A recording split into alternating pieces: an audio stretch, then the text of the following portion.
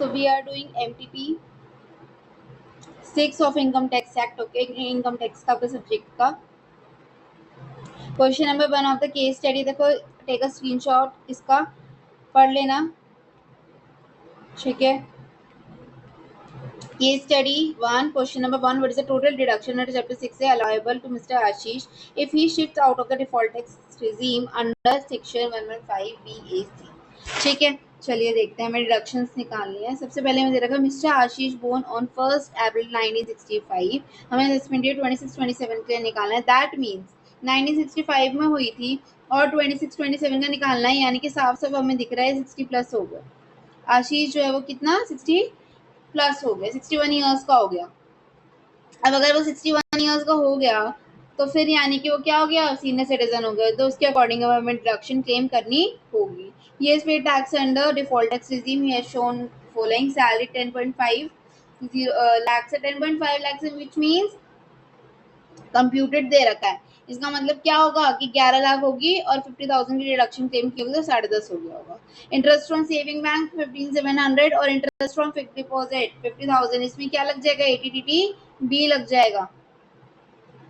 जो अब मैक्सिमम आप कितना क्लेम करोगे टीटीबी में, टीटीबी का होता है 50,000, टीटीए का होता है 10,000. अब सीनियर सिटीजन हो गए आशीष, जो सीनियर सिटीजन है उसके लिए, इसलिए उसको टीटीबी लगेगा. टीटीबी लगेगा नहीं, 50,000 की डिडक्शन यहाँ पे मिल जाएगी. उसके बाद he paid interest on loan 2.5 lakh का for the purchase of self occupied property, contributed 1.5 lakh towards the PPF, और कंट्रीब्यूट के 1.5 लाख का, यानी 80C के अंदर उसको 1.5 लाख की डिडक्शन मिल जाएगी. मैक्सिमम 1.5 लाख होती है, वही 1.5 लाख इसको यहाँ पे मिल गई पूरी. अब ही पेड हेल्थ इंश्योरेंस प्रीमियम 40,000 का बाय अकाउंट पे ही चेक तो सेल्फ एंड वाइफ. अब उसने हेल्थ इंश्योरेंस प्रीमियम लिया 40,000 का अकाउंट पे चेक से अपने लिए और अपनी वाइफ के लिए. तो बेटा अब वो 60 प्लस है, 60 प्लस है मतलब 80D में उसको खुद के लिए कितनी डिडक्शन मिलेगी, 50,000. ठीक है, 25 की मिलती है, 60 से कम होते तो. अगर 60 से ज्यादा तो कितने की मिलेगी, 50,000 की. 40,000 अलाउड है. He paid 2200 in cash for his health check, यानी कि 40 प्लस 2200 होगी. 40 के प्लस 2200 42,200. 50,000 मैक्सिमम होता है ना, तो 42,200 की इसको मिल जाएगी. उसके बाद है ही also paid medical insurance premium 29,000 का during the to the insured the health of his mother age 81 years. उनके साथ ही रह रही है उसके father, not covered under any mediclaim policy. Further incurred medical expenses 18,000 का, यानी कि 80D में उसके फादर मदर के लिए कितना 50,000 ही होता है. उसमें भी 29,000 का उसने प्रीमियम पे किया है. और क्या है, 4,000 का प्रिवेंटिव हेल्थ चेकअप लिया है और 18,000 एक्सपेंडिचर लगा है एक्स्ट्रा. तो ये सम करो, इसको कितना आएगा 51,000. अब 51,000 आ रहा है इसका, तो मैक्सिमम कितना क्लेम कर सकते हैं, 50,000. तो 51 नहीं 50,000 की हम डिडक्शन ले लेंगे इससे. आगे देखो क्या लिखा है, made one of his friend. तो आगे तो चलो इससे डिडक्शन से रिलेटेड बात नहीं है. तो टोटल करेंगे 1.5 लाख को 80C की. ठीक है, ऊपर हमें मिली थी 80D में 42,200 की, और क्या मिला हमें 50,000. ठीक है, और 80D 80TTB 80C में 1.5 लाख. तुम्हारे पास टोटल कितना आ रहा है, 2,50,000 और ये 2,90,200. ठीक है, 2,92,000. ठीक है, हमारे क्या किया हमने यहाँ पे 51,000 नहीं आएगा. 51,000 क्यों नहीं आएगा, क्योंकि हमारा अलाउड ही कितना है, 50,000 है. 50,000 आ गया. ठीक है, अब एक और बात हमें पता है कि जो प्रिवेंटिव हेल्थ चेकअप होता है उसको भी हम मैक्सिमम कितना खर्च कर सकते हैं, 5,000. चाहे वो अपने लिए यूज करो, पेरेंट्स के यूज करो, किसी के लिए यूज करो. अब यहाँ पर जब बोल रहे 51,000 नहीं आना चाहिए, हमारा ज्यादा आ रहा है, तो हम ये जो 4,000 है इसको, और जो हमें ऊपर दे रखा था कितना है 2200, इसको कुछ कर सकते हैं. देखो, जो 2200 है हमारा, उसके बाद अगर 2200 वो पूरा हम क्लेम कर लेते हैं, उसके बाद हमारा कितना बचता है, 5,000 में से 2200 निकल गया, तो हमारे पास कितना आएगा 2,800. 2,800 हम 4,000 की जगह खाली 2,800 ही क्लेम करते हैं, क्योंकि इतना ही अलाउड है. तो अब जो 29,000 है उसको हम ऐड करेंगे जब 2,800 के साथ, फिर 18,000 को हम ऐड करेंगे तो हमारे पास कितना आएगा 49,800. तो हमें सिर्फ इतना ही क्लेम करना है। और जो 49,800 करेंगे इसका 1.5 लाख ये और 50,000 2 लाख 2 लाख और 49,800 और 42,200 विल बी 2,90,000। ठीक है, तो आपके पास कितना आ गया, एक सेकेंड, 2,92,000। ठीक है, 2,92,000 आ गया 42,200 and 49,800 and 50,000 and 1.5 लाख। ठीक है, now next question, next part हमें क्या बोल रहे हैं बी कि what is the total income mister Ashish under normal provision. Normal provision में आशीष की टोटल इनकम क्या है। टोटल इनकम के लिए सैलरी दे रखी, सैलरी तो पूरी एज इट इज आ जाएगी 10.5 की 10.5। ठीक है, और हमारे 15,700 प्लस 50,000 आ जाएगी IFOS की, ये हमारी आगे सैलरी की। ठीक है, बाकी डिडक्शन हम क्लेम कर ही रहे हैं। ठीक है, और कुछ दे रखा है, paid interest on loan of 2.5 lakh for purchase of self occupied property contributed. अच्छा, उसने 2.5 लाख का क्या किया, इंटरेस्ट ऑन लोन लिए सेल्फ ऑक्यूपाइड पे। हमें किससे कैलकुलेशन करनी है, नॉर्मल प्रोविजन यानी ओल्ड टैक्स। ओल्ड टैक्स यानी कि हम ये 2.5 लाख अलाउ कर सकते हैं, लेकिन maximum up to 2 lakh rupees. Yes, हम ये 2 लाख रुपीज का लॉस दिखा सकते हैं हाउस प्रॉपर्टी में, है ना, हम लॉस दिखा सकते हैं। ठीक है, और इसको किससे हम जाने देंगे, 2 लाख का ये जो लॉस है इसको हम क्या करेंगे, किससे जाने देते हैं हम, सैलरी से, अगर ओल्ड है तो, या तो अगर इसकी ही इनकम होती तो इससे या फिर इससे। तो अब 10.5 प्लस 15,700 प्लस 50,000 माइनस 2 लाख। ठीक है, जो आएगा हमारे पास तो क्या आ जाएगा, GTI। उसके बाद हम डिडक्शन करेंगे क्लेम इसमें कितना, 292,000 का। उसके बाद हमारे पास क्या आ जाएगी, NIT net, sorry NTI net total income. ठीक है, देखो सोल्यूशन, PPF कंट्रीब्यूशन 1.5 लाख का, सेल्फ एंड वाइफ 40,000 एंड 2200 42,200। ठीक है, parents very senior citizen mothers premium 29,000 था, मदर की चेकअप का 4,000 33,000 आगे 33 एंड 18,000 कितना आगे 51,000 जो कि 50,000 से रिस्ट्रिक्टेड है। और जो आपका 4200 है, 42,200 और 50,000 है वो मिलकर 92,000 बना रहा है। क्यों, क्योंकि यहाँ पे जो 42,200 है इसको हम कितना ही मानेंगे, सिर्फ 42,000 मानेंगे, क्योंकि जो 200 है हमारा वो कैंसिल हो जाएगा, क्योंकि हमें 5,000 ही मैक्सिमम चाहिए होते, तो जो हमें 2200 है वो तो हम पूरे दे देंगे, बाकी 2,800 देंगे उसमें रेदर देन 4,000। ठीक है, तो उसके अकॉर्डिंग हमारा टोटल 292,200 आ जाएगा, 292,000 आ जाएगा। उसके बाद अब टोटल इनकम में ग्रोस सैलरी देखो कितनी, 10.5 थी, हमें डिडक्शन नहीं करना, 10.5 आ गई। हाउस प्रॉपर्टी का लॉस इसमें सेट ऑफ हो जाएगा, अलाउड होता है। सेविंग बैंक का आ गया, सेविंग फिक्स डिपॉजिट का आ गया, GTI आ गया। डिडक्शन हमने करी तो हमारे पास टोटल इनकम नॉर्मल प्रोविजन से कितनी आ गई, 648,700। ठीक है, यानी कि कौन सा पार्ट आ गया 648,700 में, सी पार्ट आ गया है। Now can mister Ashish file is revise return of income assessment year. और एक दो सतह है भाई, ये तो हमें बिना पढ़े ही पता होना चाहिए कि रिवाइज रिटर्न हमेशा 3 महीने उस असेसमेंट ईयर का खत्म होने से पहले पहले बनानी होती है। 31 दिसंबर आपकी लास्ट डेट होती है, ये 1 फरवरी को कह रहे थे, नहीं आप नहीं कर सकते। And declare income under regular provision, तो नो। नो के 3 ऑप्शन है, नो दो he can file a revise return of income, option to shift out from this once opted नहीं। No, he cannot do so since he is a salaried employee. No, Mr. Ashish cannot revise his return for assessment year this. वो salaried employee है, ये कारण है नहीं, वो क्यों नहीं कर सकता, क्योंकि उसकी डेट निकल चुकी है, इसलिए सी। ठीक है, इसका भी देखो क्या है, due date of filing return कितनी होती है 139 की, नॉन ऑडिट की 31 जुलाई, अभी अभी गई है। ठीक है, वही होती है। Original return was filed on 10/7 हुई थी और अंडर डिफॉल्ट टैक्स रिजीम, तो उसके बाद रिटर्न फाइल जो रिवाइज वाली है वो हमें 31/12 तक करनी होती है, लेकिन ये 1-2 कह रहा है, तो he can not file his revised return at all. तो इसलिए no mister Ashish can not revise his return of income for assessment year 26-27। As trap का ध्यान रखना है भाई, एज की दिक्कत होती है TTA के लिए। प्रिवेंटिव हेल्थ चेकअप देख के लेना 50,000 का वही, और रिवीजन डेट कट ऑफ, ठीक है, exam tip, always write down cut off date for the revise return 31 दिसंबर अगर आपको थियोरेटिकली आए तो, ठीक है। TTP में कितना होता है, 60 प्लस होते हैं और 50,000 मिलती है, और TTA में savings only, total tax total senior benefit जो भी होता है उसमें सेविंग्स ओनली में नॉन सीनियर्स के लिए होता है और 10,000 लिमिट होती है। Now case study 2, question number 1, what shall be the cost of acquisition of residential house property at Gwalior for computation of capital gain in hands of Mr. Rajiv? Okay, CG a question.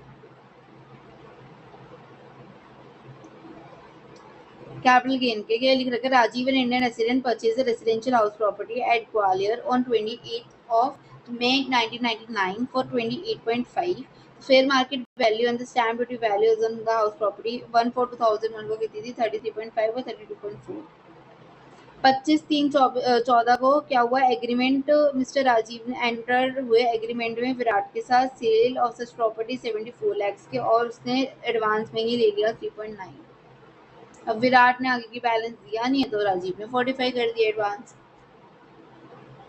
Advance कब मिला था, 25/3/14 देख के रखना, ठीक है। क्यों, क्योंकि इसी से पता चलता है हमें कि हमें कॉस्ट में से माइनस करना है या IFOS में दिखाना है एडवांस को, ठीक है। On 15/4, Rajiv sold the house property to Mr. Suraj 2.10 crores के लिए, when the stamp duty value of the house property was 2.33 crores।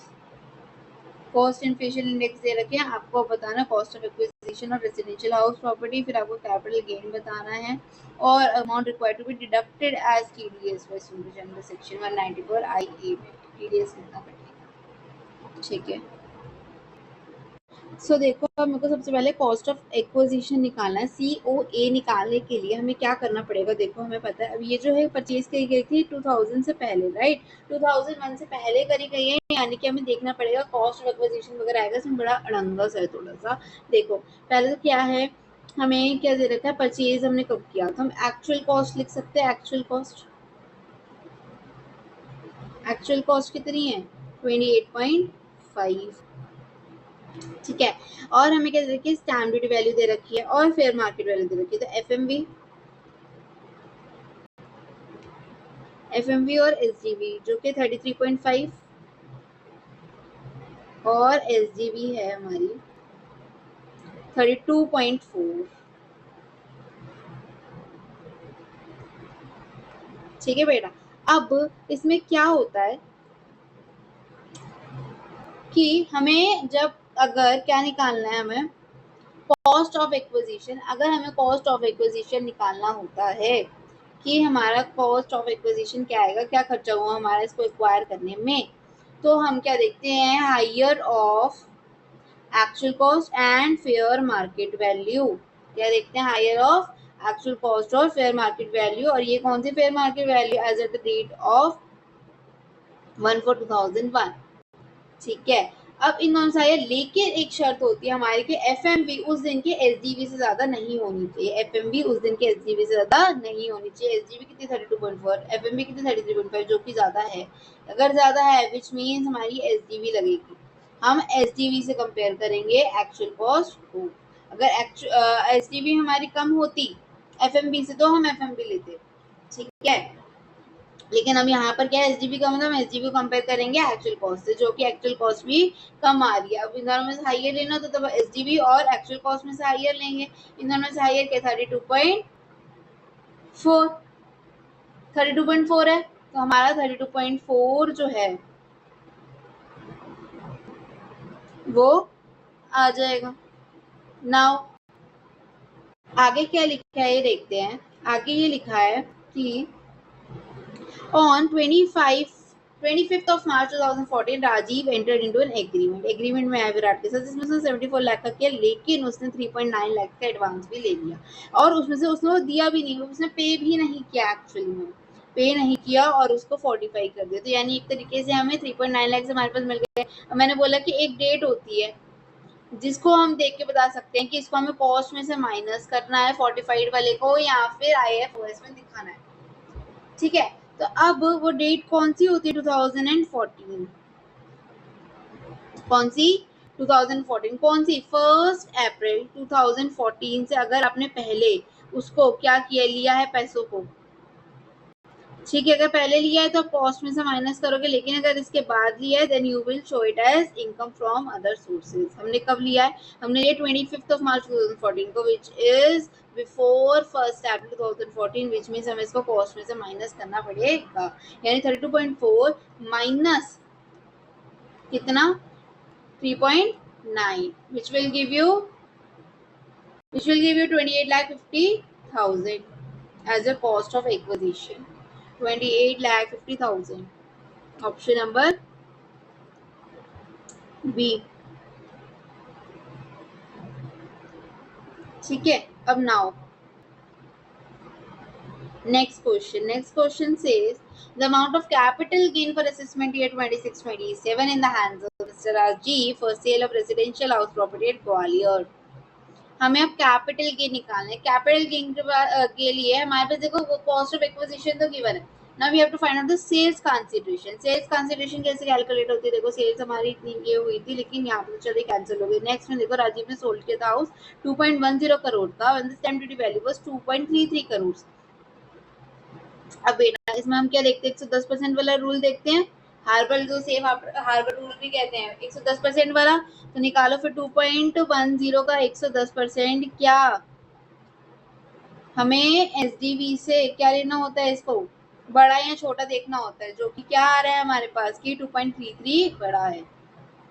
2.33 बड़ा है, अगर ये छोटा है यानी कि हम क्या लेंगे फिर? एसको सेल्स कंसिडरेशन 2.33 को ले लेंगे, क्योंकि इसका 110% तक इसके बराबर नहीं है, इससे कम नहीं है, इसका ज्यादा आ रहा है, मतलब ये ज्यादा आ रहा है हमारा, तो इसलिए हमें 2.33 एज सेल्स कंसिडरेशन लेना पड़ेगा। तो हमने ये सेल्स कंसिडरेशन ले लिया इसको। तो हमारा कैपिटल गेन क्या आ गया? कॉस्ट ऑफ एक्विजिशन हमारे पास है 28,50,000 और हमारे पास ये आ रहा है 233। तो हमारे पास क्या आएगा? हाँ, 2,33,00,000 माइनस 28,50,000, हमारे पास तो क्या आ रहा है? 2,04,50,000। ठीक है, एक बारी करते देखो क्या है। 2,04,50,000 ये आ रहा है। अब जब हमने जो कैलकुलेट किया था कॉस्ट ऑफ एक्विजिशन और सेल्स कंसिडरेशन, उसके अकॉर्डिंग तो ये आ रहा है। ठीक है, तो दैट मीन्स हमारा आंसर क्या हो गया? सी। पर बेटा ये नहीं है। क्यों? आगे ये देखो ना आप कि उसने खरीदी कब है? 1999 में, है ना? और उसने बेची कब? बेची कब है उसने? देखो 15/4/2025 को बेची है, यानी कि उसने क्या किया है? उसने इसको 23 जुलाई 2025 से पहले बेच दिया। अगर पहले बेच दिया तो उसके पास दो ऑप्शन होते हैं, या तो वो 12.5% विदाउट इंडेक्सेशन ले ले, या 20% विद इंडेक्सेशन ले ले। कैपिटल गेन को कैलकुलेट करने के दो तरीके होते हैं कि नहीं होते? 12.5% विदाउट या 20% विद। देख लेते हैं जी करके। ठीक है, देखो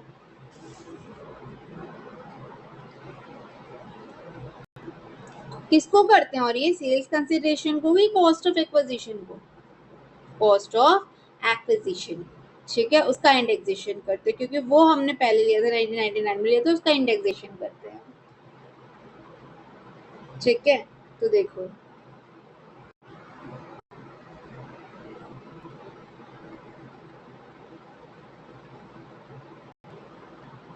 हमने सबसे पहले हम देखो विदाउट इंडेक्सेशन देखते 12.5% का।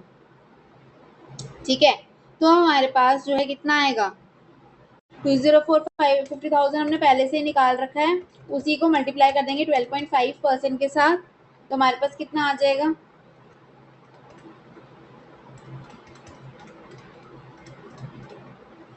हमारे पास आ रहा है इसका टैक्स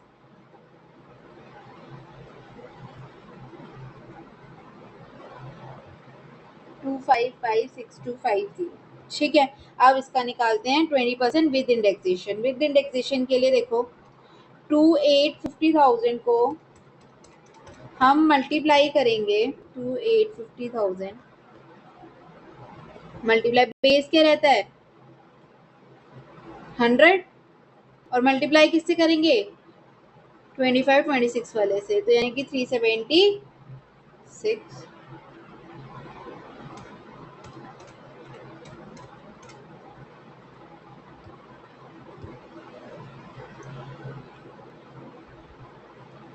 तो देखो हमारे पास इसका आंसर आ रहा है 376, 107 16,000। ठीक है, अब देखो यानी कि इसका ये आ रहा है, अब इसका करेंगे हम 20%, विच इज 2143200। किसका ज्यादा है, किसका ज्यादा है, इसका ज्यादा है ऑब्वियसली। तो यानी हम क्या सिलेक्ट करेंगे, इसको, किसको 20% विदाउट इंडेक्सेशन। ठीक है, 20% विदाउट इंडेक्सेशन।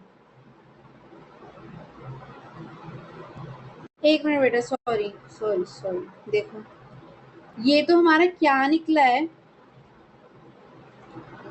ये हमारा निकला है cost of acquisition. Cost of acquisition को थोड़ी ना निकालना है हमें 20%, हमें तो किसका निकालना है 20%, कैपिटल गेन निकालना है ना, कैपिटल गेन का 20% निकालना है। कैपिटल गेन का कैसे निकलेगा, पहले सेल्स कंसिडरेशन से माइनस नहीं करना।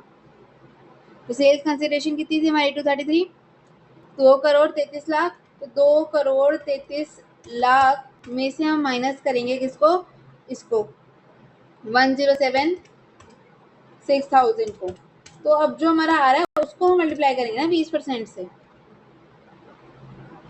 ठीक है, तो जो हमारा आएगा 4,444,800।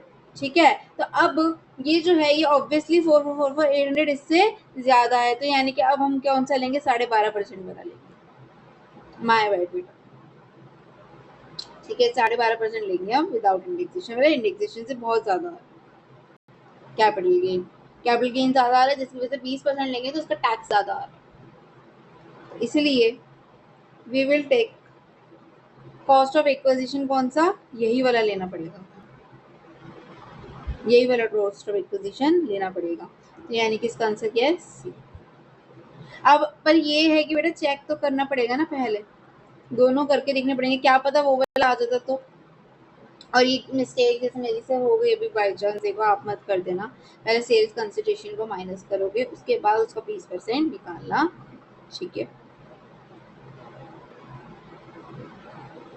चलिए next question is amount required to be deducted as TDS by mister Suraj under 194 IA। ठीक है, उसमें कितना निकलेगा, कितना निकलेगा, सेल्स कंसिडरेशन कितना है आपका, सेल्स कंसिडरेशन कितना है 2.33 करोड़। तो इसका कितना निकलेगा, आईबी में कितना परसेंटेज होता है,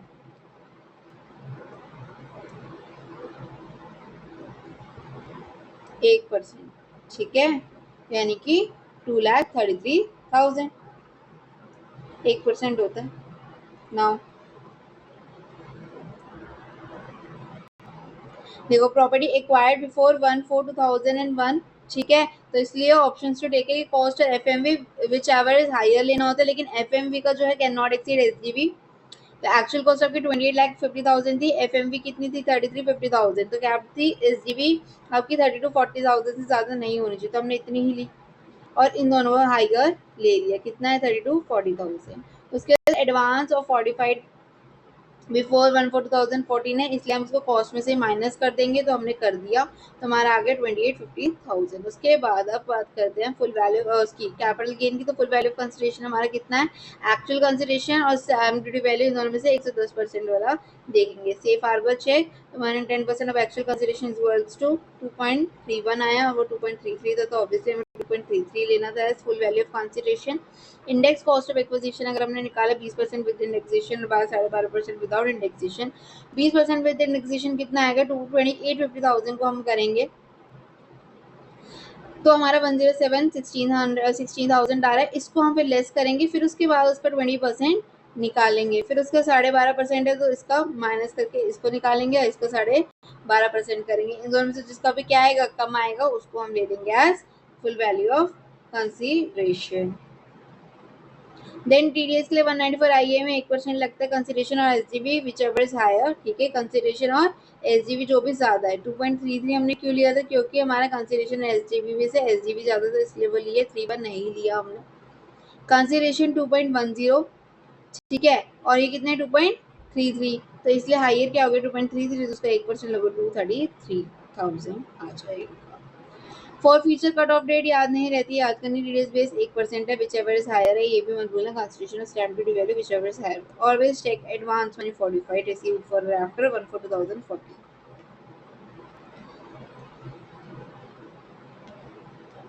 नाउ क्वेश्चन नंबर 3 क्या है, what is the residential status of Mr. Sushil for assessment year 26-27 and his income liable to tax in India during assessment year 26-27? ठीक है, देखते हैं। Sushil is a person of Indian origin residing in Canada. He visited India on several occasions and his period of stay in total amounted to 129 days. During previous year and his period was stay 24-25 में 23-24 22-23 21-22 यानी कि वही 4 साल में 135 days है, जो कि obviously 365 days से कम है, ठीक है। ही ऑन द फॉलोइंग इनकम्स, क्या देखते हैं हम कि 15 लाख से ज्यादा कम वाला देखते हैं। देखो यहाँ पे यार सबसे पहले ही चाहे 120 वाला 129 है, लेकिन यहाँ पे 365 डेज से कम नहीं है ना, कितनी है सिर्फ, अच्छा 135 115 95 एंड 125, इनको कैलकुलेट करो, टोटल करो सबको, कितना आ रहा है, इन सबको प्लस करके कितना आ रहा है 135 470, कितना आ रहा है 470, ठीक है, यानी कि 365 डेज से ज्यादा आ रहा है, और वो आ रहा है 129 डेज, ठीक है।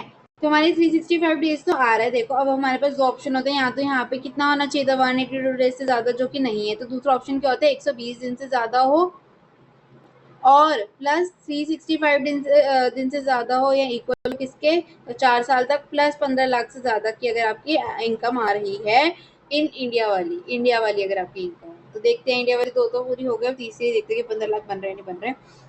Income received or deemed to be received in India, yes, it will be included. Income accruing arising, which is deemed to be accrued arising in India, so yes, it will also be included. Income accruing arising and received outside India from business controlled from India. Control from India तो ये भी include होगा, ठीक है, उसके अंदर received outside India और control भी बाहर हो, तो ये वाला नहीं होगा, यानी 2.5 प्लस 375 प्लस 550 कितना हो गया 1175 हो गया, यानी which is less than 15 lakh, तो यानी कि ये नॉन रेसिडेंट होगा, रेसिडेंट नहीं है, non-resident 1175 is liable to tax in India, non-resident 625 is liable to tax in India। बताइए कितना आप इंडिया में होगा, अगर नॉन रेसिडेंट है तो 1175 तो वैसे हमने कैलकुलेट किया तब हुआ है ना, अब बताओ कितना टैक्सेबल होगा इंडिया में नॉन रेसिडेंट के अकॉर्डिंग, इनको ऐड कर दो, ठीक है। ये जो कंट्रोल्ड इन इंडिया है ये NROR के लिए होता है और ROR के लिए होता है, NR के लिए नहीं होता, ये और ये आएगा, ठीक है। तो एक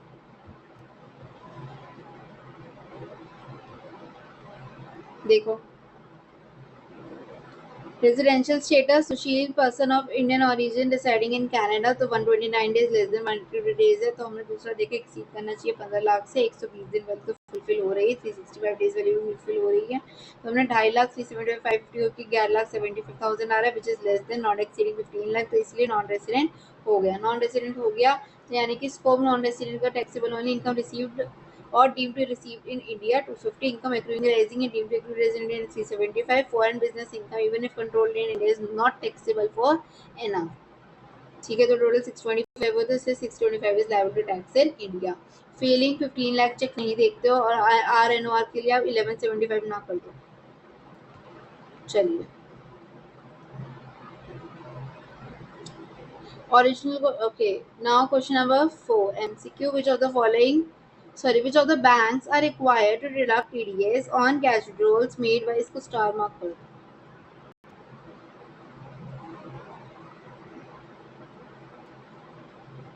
ठीक है। देखो क्या बोल रहे हैं कि आपको कौन सा बैंक रिक्वायर्ड है कि वो टीडीएस काटे कैश विड्रॉल्स पे जो अरोड़ा ने किया है। Canara bank, SBI, Repco and Canara bank और रेपको।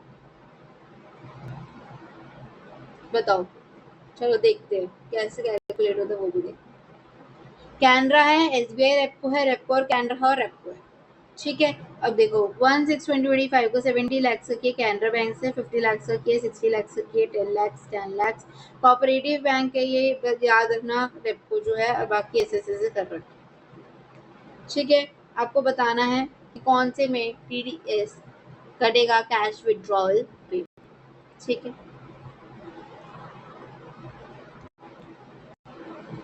बताओ क्या रूल होता है कि अगर हमारा 1 करोड़ से, अगर हमारा 1 करोड़ से ज्यादा का होगा अमाउंट तो उस पर टीडीएस कटता।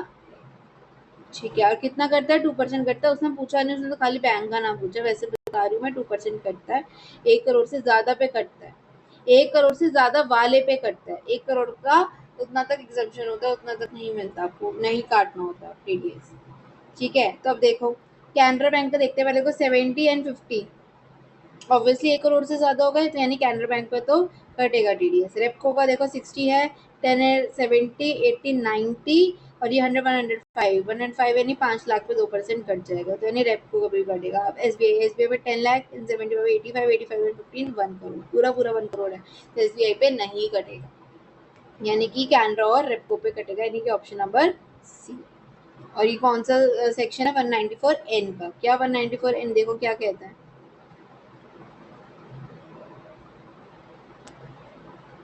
कि applies to cash withdrawals from banking, cooperative banks और post office. Threshold limit is back value. देखो कोऑपरेटिव बैंक था बेशक या पोस्ट ऑफिस, कोई फर्क नहीं पड़ता, टीडीएस 2% कटेगा अगर आपने 1 करोड़ से ज्यादा का विड्रॉ किया। कैनरा बैंक में देखो कितना था, 121 रहे थे, 20 पे 2% का लग गया। रेपको पे 105 है, तो 5 लाख पे 2% लग गया, और इसमें पूरा पूरा 1 करोड़ बन रहा है, तो इसमें नहीं कटेगा। Does not exceed 1 crore, exactly 1 crore लग रहा था। SBI is not required to deduct TDS under section 194 and confusion. Canara bank and Repco are required to deduct TDS. Combining all the banks, checking total withdrawal across all the banks, combine 3.25, ऐसा नहीं करना बिल्कुल भी, पर bank के हिसाब से लगती है। ठीक है ना, descriptive part. Question number 115 marker, mister Ashok aged 61 years, resident individual, engage in wholesale business of stationery products, providing the following information for the year ended 31st March 2026. He is also a partner of UVW and Company, a partnership firm. ठीक है, resident individual है और वो partner है इस form में। You are required to compute the total income and tax liability of Mr. Ashok, assuming he opts out of the provisions of Section 15 BAC, यानी एक ही बनाना है हमें ओल्ड टैक्स रिजीम के हिसाब से। ठीक है, सबसे पहले इसकी इनकम देखते हैं कितनी है, और सबसे पहले हम क्या कैलकुलेट करेंगे? Income from house property. ठीक है, अगर होगी तो इसकी contribution towards prime minister relief fund, health insurance, PPF, LIP, okay, motor car, WDV, net profit for the wholesale business दे रखा है 60,000।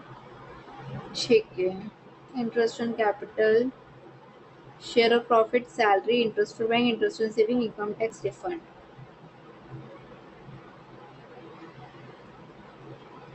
He owned a house property in Mumbai which was sold in January 2021. He received arrears of rent in respect of the said property in October 2025. उसको arrears of rent मिले कितने के? 135 के। 135 minus 30% deduction मिलेगी, तो उस पर आपको मिल जाएगा। ठीक है, तो देखो इनकम arrears of rent 135,000 मिला 25A के according, even if not the owner, तब भी आपको डिडक्शन सॉरी आपकी इनकम होगी और डिडक्शन मिलेगा 30% का उस पर, तो आपको 94,500 IFHP का मिल गया। ठीक है, नाउ हम बात करते हैं पीजीबीपी की। पीजीबीपी में होलसेल बिजनेस था, नेट प्रॉफिट दे रखा था 660, ये रहा 660, राइट। उसपे अब ऐड और लेस करते हैं। चलो सबसे पहले दे रखा है depreciation as per book, books के अकॉर्डिंग 34,000 है यार, बुक्स के अकॉर्डिंग हम थोड़ी ना चलते हैं, उसको हम क्या कर देंगे? ऐड बैक कर देंगे, 34,000 हमारा ऐड बैक हो जाएगा। मोटर कार एक्सपेंसेस 40,000 के एक्सपेंसेस हो रहे हैं, मोटर कार 40,000, क्या करेंगे? ऐड करेंगे या लेस करेंगे?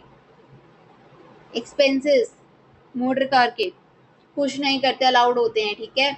उसके बाद municipal taxes for the shop for the 2.5 years payment for only 1.5 year made and for the other 7,000। Okay, देखो क्या बोल रहा है ये। म्युनिसिपल टैक्सेस है शॉप के, ठीक है, फॉर 2.5 years, 2.5 years की, for the 2.5 years payment for 1.5 year, जो 2.5 years, ठीक है, आधा साल 6 महीना 6 महीना, 1.5 का 12/7/25 को किया गया, फॉर द अदर 31/12/2026 को किया गया। यानी कि ये जो है ये बोल रहा है कि 7,000 में से अभी खाली हमने 3500 ही पे किया, राइट। ये तो 26-27 में हुआ ना पे, ये तो 26-27 में हुआ, तो इसीलिए हम खाली 2500 को ही अलाउ करेंगे, तो इसलिए एड बैक कर देंगे 3500 को, जो बाद में होगा उसको बाद में करेंगे। तो इसलिए disallowance of municipal taxes paid for the second half under section 43B since the same was paid after the due date of filing of the return of income, ठीक है। 31/12 को किया गया है, 31/12 को किया गया, यानी कि बाद में किया गया है, बाद में किया गया, तो हम उसको एड बैक कर देंगे, ठीक है। क्यों करेंगे add back? Because it was paid after the due date of filing of the return of income, ठीक है। तो यानी कि ये हमारा डेप्रिसिएशन भी ऐड हो रहा है और म्युनिसिपल टैक्सेस भी ऐड हो रहा है। सैलरी टू मैनेजर, मैनेजर को सैलरी दे रहे हैं हम by way of single cash payment 22,000, भाई 22,000 की कैश पेमेंट है, 48 लग जाएगा, 10,000 तक की अलाउड होती है, ये भी हम क्या करेंगे एड बैक कर देंगे, ठीक है। Disallowance under section 48 in respect of the salary paid in cash since the same exceeds 10,000, हम तीनों चीजें ऐड बैक कर देंगे। 6,60,000 में से देखो बुक डेप्रिसिएशन हमने ऐड बैक कर दिया 34,000 का, 3,500 ऐड बैक कर दिया हमने, डिसअलाउंस 48 का 22,000 ऐड बैक कर दिया, ठीक है। नाउ हमारी मोटर कार एक्सपेंसेस जो मैंने बोली थी 40,000, राइट। जो 40,000 एक्सपेंस आपकी वो है जो कार एक्सपेंसेस होती है, ठीक है, वो अलाउ हो जाती है। बट एक चीज अब देखो, 9th एडजस्टमेंट है, मैंने बोला अलाउ हो जाएगी, पर यहाँ पे कुछ लिखे कि motor car acquired on 31/12/2025 20% use for personal use. भाई पर्सनल यूज के लिए थोड़ी ना अलाउ कर देंगे, ठीक है, पर्सनल यूज के लिए थोड़ी ना अलाउ होगी, तो इसलिए जो 20% है किसका, 20% ऑफ 40,000 का, उसको हम डिसअलाउ कर देंगे, यानी कि 8,000 को हम ऐड बैक कर देंगे। तो हमारा जो 8,000 है 20% ऑफ 40,000 38 में ऐड बैक हो जाएगा। Disallowance of motor car expenses for personal use नहीं चलेगा, ठीक है। तो हमने ऐड बैक कर दिया। अब भाई ठीक है, डेप्रिसिएशन जो आपने बुक्स के अकॉर्डिंग जो ऐड बैक कर दिया, असली में भी तो लग तो रहा होगा, तो जो लग रहा होगा उसको कैलकुलेट तो करना है। कैसे कैलकुलेट करेंगे? देखो हमें क्या क्या देगा। सबसे पहले तो मोटर कार है, कितने की है मोटर कार हमारी, एक मिनट।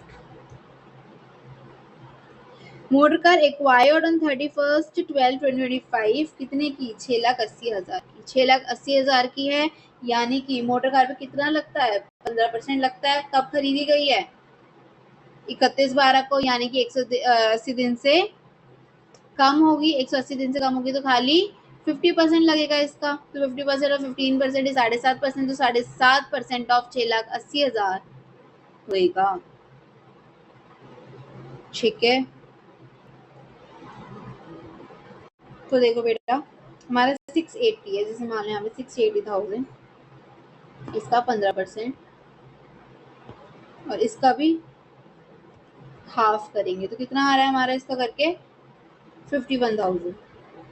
अब एक और बात, हम जो है इसमें पर्सनल यूज का भी तो इंक्लूड कर रहे होंगे, उस पर्सनल यूज को थोड़ी ना करेंगे डेप्रिसिएशन। तो जो 20% है आपका, जो 20% है उसको डिसअलाउ कर देंगे, यानी इसका भी डेप्रिसिएशन का भी 20% को हम माइनस कर देंगे। कितना, 20%, 51,000 में से हम माइनस कर देंगे, माइनस 20%, जो कि आपका आएगा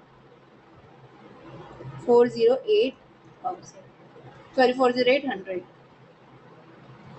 ठीक है। तो 40800 आपका क्या आ जाएगा डेप्रिसिएशन, जिसको हम अलाउ कर देंगे, माइनस कर देंगे इसमें से। तो 40 का है देखो यहाँ पे आया 40800, ठीक है। नाउ हमारा ये हो गया।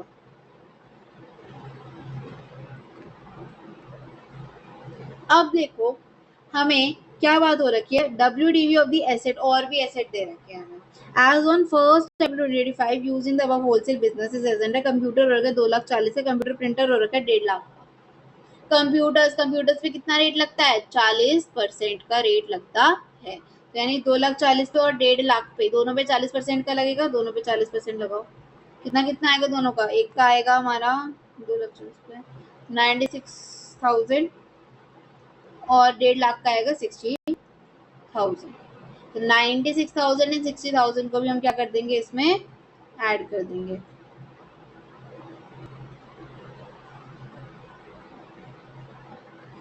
तो हमारे ऐड करके क्या आएगा, 196,800, ठीक है, ये आ गया 196,800।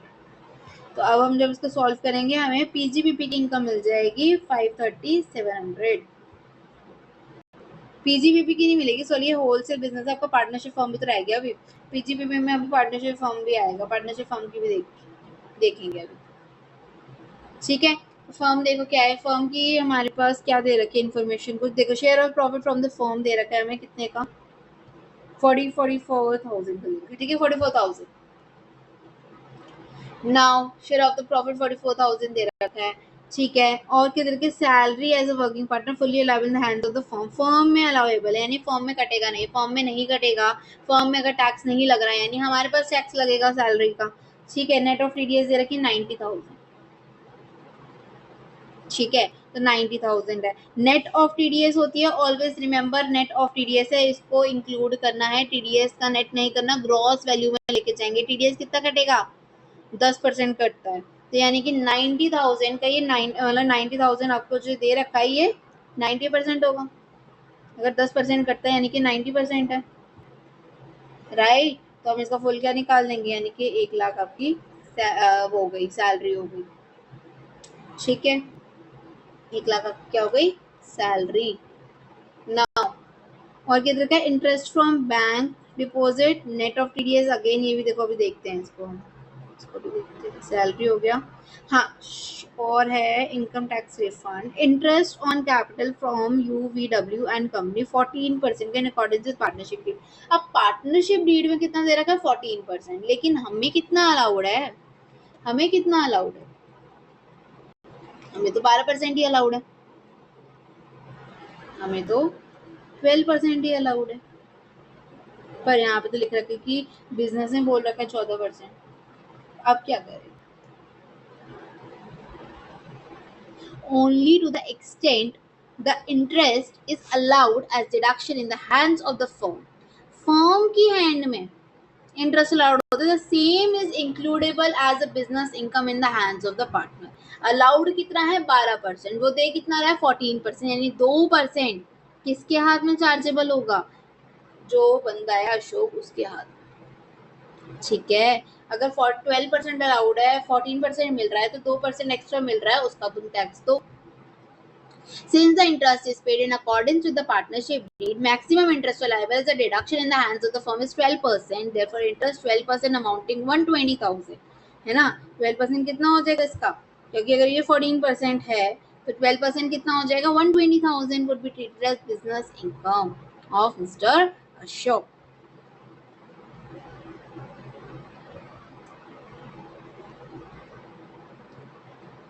ठीक है। तो ये जो 12% है, ये आपका जो पूरा 12% बनेगा, ये आपका क्या हो जाएगा, टैक्सेबल हो जाएगा।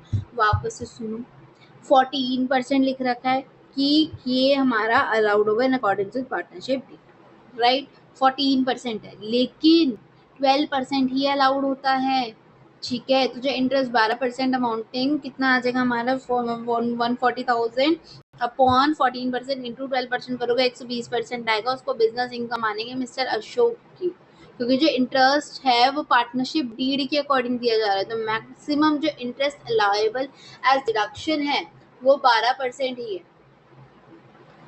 ठीक है। कितना है, सिर्फ 12% डिडक्शन, ओके।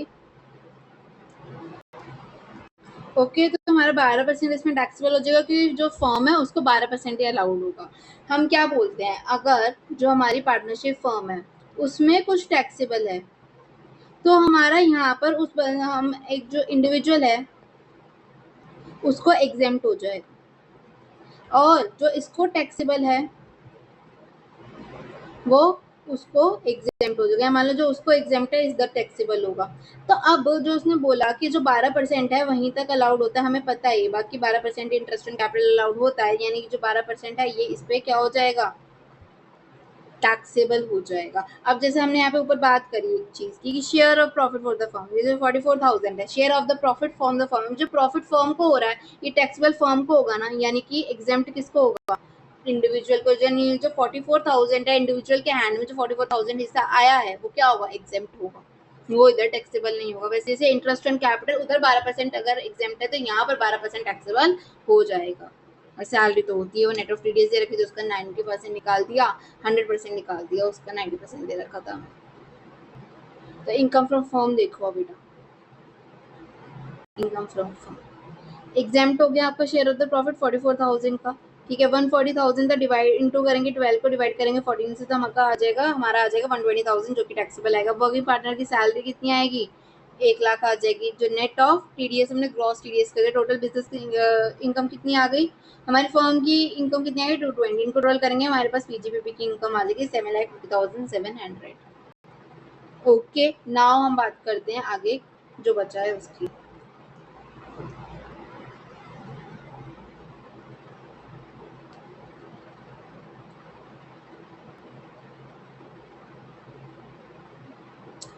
जो हो गया उनको M mark,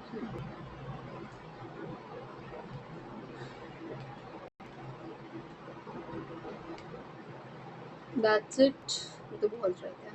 interest from bank on FD, net of TDS, again देखो ये आईएफओएस का आएगा लेकिन नेट ऑफ टीडीएस दे रखा है। नेट ऑफ टीडीएस एफडी में कितना कटता है, 10%। अगेन तो एफडी का भी 90% होगा, तो उसको कैलकुलेट कर लेंगे। 135,000 दे रखा है, 135,000 इंटू 100/90, 150,000, 150,000 टैक्सेबल हो जाएगा। बाकी सेविंग ये आपका टैक्सेबल होगा आईएफओएस में। उसके बाद है income tax refund received relating to assessment year 25-26 including interest 1400। अब खाली यहाँ पे टैक्सेबल क्या होगा, इंटरेस्ट, बाकी तो क्या है, एग्जाम्प्ट है, तो 1400 ही टैक्सेबल होगा। बाकी अगर 34,500 में से 33,100 नहीं होगा आपका टैक्सेबल, ठीक है।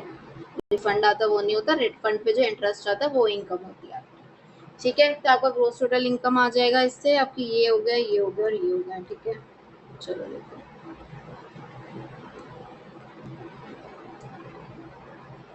ठीक है। Now LIP paid for independent son, independent है सन, फिर भी हमने LIP दे दी। LIP is life insurance policy, क्या अलाउड होगी, is it allowable, yes it is, ठीक है। 60,000 सन की अलाउड होती है। PPF of his wife, paid in his wife's name है क्योंकि ऑफ हिज वाइफ, बताओ अलाउड है, यस अलाउड है, किसमें, अंडर सेक्शन 80C, दोनों पे दोनों 80C में अलाउड होता है, ठीक है। LIP और PPF हो सकता है आपको ये थोड़ा सा स्ट्रेंज लगे बट इट इज, ठीक है। अंडर सेक्शन 80D में बात करते हैं health insurance premium paid by way of account पे चेक फॉर सेल्फ, सेल्फ के लिए 35,000 पूरी अलाउड हो जाएगी, नहीं 25,000 तक होती है, और सीनियर सिटीजन की 50,000 होती है। तो देख लेते हैं सीनियर सिटीजन है क्या है, वो 61 का है भाई, सीनियर सिटीजन है, 50,000 है, फुल्ली अलाउड है, 61,000, तो पूरी अलाउड है ये भी 35,000। उसके बाद contribution towards prime minister, prime minister 80G, prime minister national relief fund तो 100% होता है, 50% नहीं होता इसका, ठीक है। ये 100% होता है, ये भी 50,000 पूरा हो जाएगा, यानी 60 प्लस 70 130 प्लस 35 प्लस 50 आपका टोटल आ गया 250 नहीं 2,15,000 आ गया आपका, ठीक है, जो कि आ जाएगी आपकी डिडक्शन आ जाएगी। और अगर वो यहाँ पर 61 ईयर्स का है, और एक और चीज देखो, आपको यहाँ पर इंटरेस्ट मिल रहा था बैंक ऑफ एफडी का और सेविंग का, तो आपकी 50,000 की इसकी नहीं आएगी, इंटरेस्ट ऑन डिपॉजिट करके 50,000 इन दोनों की, ठीक है। तो ये भी आ जाएगी, तो आपका टोटल कितना आ रहा है, TTB भी आ गया, 80C, 80D, 80G और 80TTB 265,000, 215 प्लस 50 265, और इसको हम जब सॉल्व करेंगे टोटल इनकम हमारी आ जाएगी 744,900। ठीक है, नाउ हम क्या कैलकुलेट करेंगे, टैक्स। टैक्स प्रीवियस वाले पे, पर ये देखो ये कितना है, ये 61 ईयर्स का है, तो 2.5 लाख से नहीं 3 लाख से स्टार्ट होगा, ध्यान रखना। और जो 80 ईयर्स प्लस होते हैं उनके 5 लाख से होता है, तो 3 लाख पे नील, 3 से 5 लाख जो होगा आपका क्या होएगा 5%, and 5 to 744 20%। Tax before cess, tax after cess round off कर दो, आ जाएगा 61,340। ठीक है, आपका क्वेश्चन नंबर 1 कंप्लीट हो गया। ठीक है, नाउ क्वेश्चन नंबर 2 ए की बात करते हैं। ये नोट पढ़ लेना, जैसे मैंने बता रखा है, हमने ब्लॉक वाइज कर रखा है, हमने इंडिविजुअली कर दिया। ठीक है, for getting crossing up, gross करना है बहुत जरूरी है टीडीएस में। ठीक है, डिसअलाउंस अंडर सेक्शन 43B और half year depreciation, net amount given. ठीक है, एक्सपायर्ड आफ्टर अक्टूबर 180 डेज। हाँ, ये अक्टूबर 3 याद रख लो अगर आपको दिक्कत हो रही है 180 डेज वगैरह कैलकुलेट करने में नया डेप्रिसिएशन के लिए। और सेक्शन 25 एक किसका होता है, अरियर्स ऑफ रेंट का होता है, 30% डिडक्शन मिलती है, ये तो खैर पता ही होगा आपको। इसका क्वेश्चन नंबर 2A क्या है, आपको क्या करना है, mister Sudesh did not come to India during financial year 25-26, compute his total income as per default tax regime। default tax regime अभी न्यू स्कीम के अकॉर्डिंग निकालना है। ठीक है, नॉन रेसिडेंट है, रेसिडेंट है या और उसमें भी रेसिडेंट है तो ROR है, NOR है, क्या है वो निकालना है हमें। देखो सुदेश 58 ईयर्स के हैं, citizen of India, serving in ministry of finance in India, Indian embassy में है इन यूके ऑन 15 मार्च। अब इसकी यानी जो सैलरी है वो टैक्सेबल होगी, इसी के पास ही इनर इनकम है, क्योंकि his income during the financial 2026 is given as under. ठीक है, अब आपका देखो वो 26-27 में जो है फाइनेंशियल 25-26 में था ही नहीं, यानी असेसमेंट ईयर 26-27 में था ही नहीं। जब था ही नहीं यानी वो क्या हो गया, नॉन रेसिडेंट वो आया, यानी कुछ बात ही नहीं हो रही, नॉन रेसिडेंट हो गए, यहाँ पे कुछ वो नहीं लगेगा 15 लाख से ऊपर नीचे, नहीं नॉन रेसिडेंट, क्योंकि वो आया ही नहीं। और नॉन रेसिडेंट है तो फिर उसको क्या क्या लगेगा, rent from house situated in UK, received in UK, after remitted to Indian bank, क्या लगेगा ये 525 नहीं लगेगा। Salary from government of India, ये लगेगी, foreign allowances from government of India 8 lakh. ये बताना जरा 8 लाख का ये जो है फॉरेन अलाउंसेस, इसको ये लगता है ये बेटा टैक्सेबल नहीं होता, ये एग्जेम्प्ट होता है। क्या होता है, एग्जेम्प्ट होता है। एनी अलाउंसेस और पर्पसेस पेड और allowed as outside India by the government to citizen of India for rendering services outside India. एक तो बस ऐड कर रहा हूँ सर्विसेज आउटसाइड इंडिया, ऊपर से सिटीजन ऑफ इंडिया, और उसको वो इंडियन गवर्नमेंट ही दे रही हो, तब वो क्या हो जाता है, एग्जेम्प्ट हो जाता है अंडर सेक्शन 10(7). और जो सैलरी है गवर्नमेंट की वो तो होएगी। कौन कौन सी टैक्सेबल होती है नॉन रेसिडेंट के लिए, इनकम रिसीव्ड और deemed to be received in India, या इंडिया एक्रूइंग और अराइजिंग और deemed to accrue arise in India. ठीक है, तो रेसिडेंशियल नॉन रेसिडेंट है वो, क्योंकि वो रह ही नहीं रहा है, नील है। सैलरीज आपको देखो उसमें, salary from government of India deemed to accrue arise in India, paid in India citizen, received बाहर हुआ बेशक, फॉरेन अलाउंसेस नील है, वो सैलरी आ जाएगी। स्टैंडर्ड डिडक्शन वेरी इंपॉर्टेंट, भूल मत जाना, 75,000 को 16IA being lower of gross salary 75,000। ठीक है, तब की 75,000 हो जाएगी, नेट सैलरी इनकम आ जाएगी। Income from house property, rent from UK, ये वाला नहीं आएगा। ठीक है, जो यहाँ पे है रेंट फ्रॉम यूके, क्योंकि ये जो है outside India would not be taxable in India in the hands of non resident. क्यों, क्योंकि it is neither accrues in India nor it is deemed to accrues in India nor it is received in India. आपकी 850,000 आ जाए। ठीक है, now taxing foreign allowances, taxing 8 lakh allowance नहीं करना है, ऐसा कुछ भी 100% एग्जाम्प्ट होता है। और यूके का रेंट तो आपको पता ही नहीं लेना है। स्टैंडर्ड डिडक्शन 75,000 की 16IA में। नाउ क्वेश्चन नंबर 2B क्या है, mister Sumit has submitted his income tax के रिटर्न उसने सबमिट करी है, सर्टेन लॉसेस एंड डिडक्शंस है। ठीक है, due date of the filing return Mr. Sumit was 31st July under section 139(1). You are required to examine the reference the relevant provisions of income tax whether the following losses reduction can be carried forward claimed in subsequent year। ठीक है, क्यों हम claim कर सकते हैं नहीं कर सकते, देखो बेटा अगर आपने ड्यू डेट के बाद किया है तो दिक्कत आती है, ठीक है। और उसने कब भरी है? उसने भरी है 22/10/26 को और रिटर्न कब भरनी थी? ऑब्वियसली दिक्कत आएगी। तो रिटर्न बिलेटेड हो गई, ऊपर से फिर उसने वो डिले की है, ठीक है। तो mister सुमिता's furnished his return of income under default tax regime for assessment year 26-27 on 22nd October 2026 after the due date specified under section 139(1), that is 31st July 2026. Hence, the return is belated return under section 139(4). तो उसने belated return करी and he has to pay tax under default tax regime. Now, as per section 80, specified laws which have not been determined in pursuance of return of laws filed within the time specified in section 139(1) cannot be carried forward, ठीक है। उनको हम carry forward नहीं कर पाएंगे to the subsequent year for the set off against the income of that year, that particular year.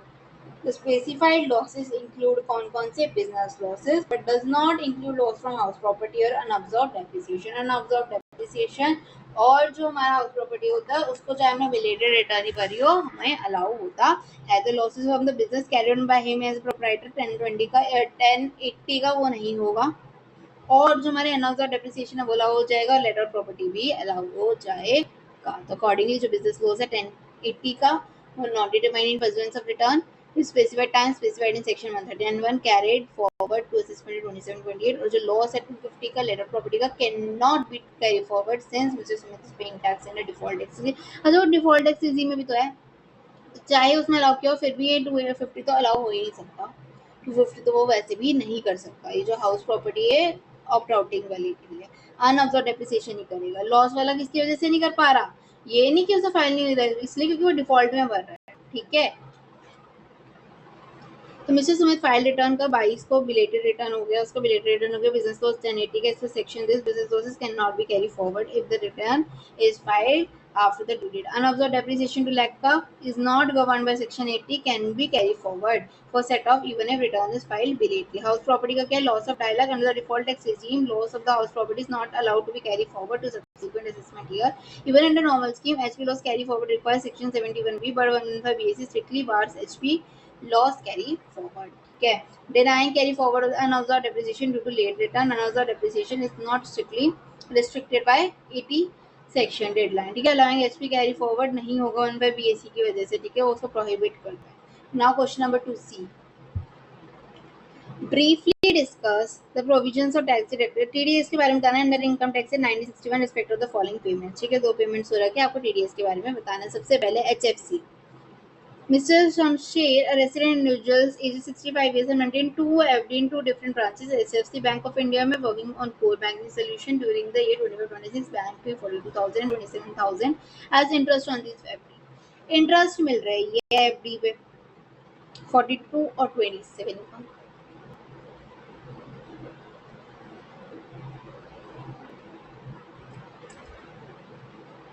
तो total कितना हो रहा है इसका?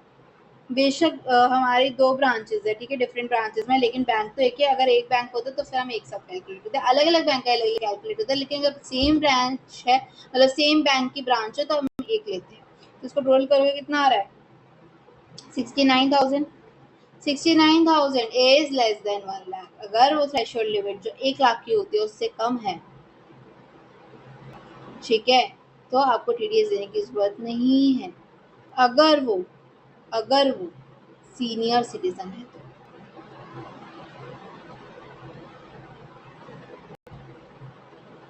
क्या वो सीनियर सिटीजन है? Yes he is. तो इसलिए HFC bank is not required to deduct tax at source under section, कौन सा सेक्शन आएगा इसमें? सबसे पहले तो ये बता दो मुझे जरा। 194A, ठीक है। 194A, since the aggregate interest on FD with the two branches of the bank 69,000 does not exceed the threshold limit of 1 lakh, applicable in the case of senior citizen. Since HFC Bank has adopted core banking solution, aggregate interest paid by both branches has to be considered, क्योंकि वो core banking solution तो मतलब वही है, एक तरीके से हम दोनों लेते हैं, ठीक है। Next, Mr. Chaitanya pensioner pays 55 lakhs in November 2025 to Mr. Gopi for contract payment, your favorite section 194C. For reconstruction of his residential house. ठीक है, तो क्या 194C अलाउड होगा? कॉन्ट्रैक्ट पेमेंट है ना, 194C ही तो होगा। नहीं, ध्यान से देखो एक बात, तो पेंशनियर है वो, तो पेंशनियर पे कभी भी 194C अप्लाई नहीं होता। ठीक है, TDS provisions under section 194C are not attracted in case. क्यों? Because he is pensioner. अब 194C जहाँ पे अप्लाई नहीं होता वहां पे हम क्या देखेंगे? 194M देखो बेटा, 194M। 194M में क्या होता है? एक तो 50 लाख से ज्यादा की रकम होनी चाहिए, और कितना परसेंट कटता है? 2% कटता है ना। ठीक है, तो क्या आएगा आपका? 50 लाख से ज्यादा होना चाहिए। क्या यहाँ पे 50 लाख से ज्यादा? यस है, तो कितना कट जाएगा? 55 लाख से 2%। ठीक है, तो देखो interest on FD as HFC works on core banking. ठीक है, तो इसलिए interest paid across all the branches 42,000 plus 27,000 which is 69,000। Senior citizen के लिए 65 is the threshold limit TDS 194A on bank FD is 50,000। उनके लिए कितनी है? 50,000। सिंस एग्रीगेट इंटरेस्ट 69,000 एक्सीड करती है 50,000,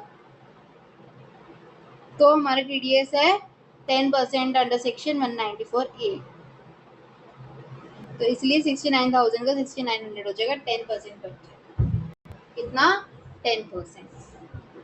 ठीक है, ओके, 50,000 से ज्यादा था इसलिए। उसके बाद कॉन्ट्रैक्ट पेमेंट बाय पेंशनर, उसमें देखो C is not applicable as mister Chetan is an individual making payment for personal residential house construction. ठीक है, जो 194M है,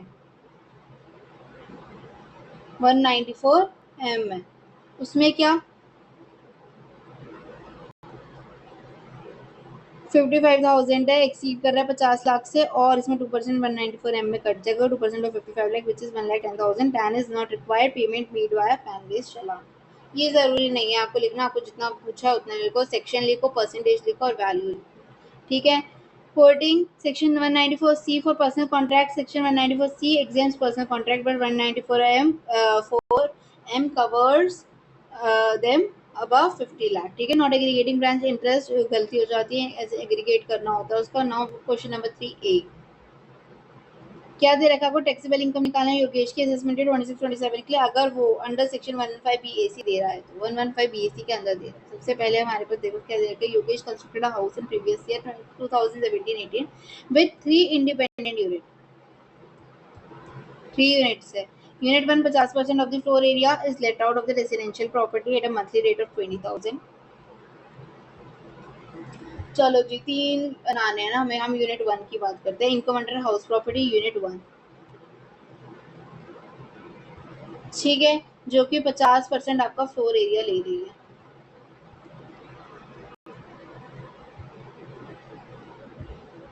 ठीक है, और ये क्या है? लेट आउट है। इसकी जीए भी देखते हैं क्या आ रही है। इसने बोला कि हमें रेंट मिल रहा है 20,000 का। Rent of January 2026 could not be collected from the tenant and a notice of to vacate the unit was given to the tenant. No other property of Mr. Yogesh is occupied by the tenant. Okay, unit 1 remains vacant for the February and March when it is not put to use. Unit 2 जो 25% of the floor area है इसमें। ठीक है, unit 2 में कितना है?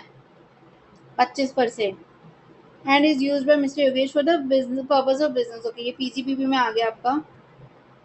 Unit 2 25% floor area, while unit 3 जो है वो भी 25% है, utilise for the purpose of residence के लिए। यानी unit 1 and 3 is for IF HP, और वो आगे पीजीपीपी के लिए आपका यूनिट 2। ठीक है, तो आप देखो ग्रोस एनुअल वैल्यू आपकी यूनिट 1 में देखो उसने बोला है कि मंथली रेंट है 20,000, एक्चुअल रेंट आपकी आ गई 20,000 इंटू 12 विच इज 2,40,000। बट उसने क्या बोला कि 2 महीने का रेंट नहीं मिला, यानी कि इसमें से हमें माइनस करना पड़ेगा कितना? 24,000। नहीं, एक सेकेंड, सॉरी, 20,000 जिसमें से हमें रेंट नहीं मिला 2 महीने का, तो ये हमारे पास आ गई 2 लाख। ठीक है, इंटू 10 कर देना 10 महीने के लिए, क्योंकि हमें मिला नहीं जनवरी का।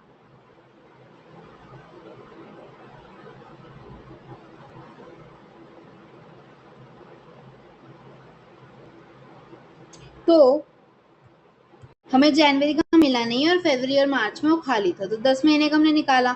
अब 10 महीने का निकाला, जो जनवरी का हमें नहीं मिला वो भी तो लेस होगा, तो इसमें से हम जो क्या बोलते हैं डिफॉल्टिंग वाला होता है, अनरिलाइज रेंट होता है, उसको माइनस कर देंगे, तो 2 लाख में से 20,000 और चलेगा, तो यानी हमारा 180,000 आ जाएगा। ठीक है, अब देखो और अदर डिटेल्स देखो, क्या है म्युनिसिपल वैल्यूएशन 288,000 दे रखी है। ठीक है, हमारी म्युनिसिपल वैल्यूएशन कितनी दे रखी है 288,000। 288,000 का 50% कितना होगा 144,000। और फेयर रेंट देगा 298 का 50% कर लो। Standard rent under rent control 278 का आधा कर लो। ठीक है, म्युनिसिपल टैक्स 30,000, इसका आधा कर लेंगे। रिपेयर है 7,000 का। इंटरेस्ट ग्राउंड रेंट दे रखा है। फायर इंश्योरेंस और income of Yogesh from business 240 की without eating the house rent and other incidental expenditure. और ये जो पिक्चर पिक्चर उसका हटा रही हूँ वेरी।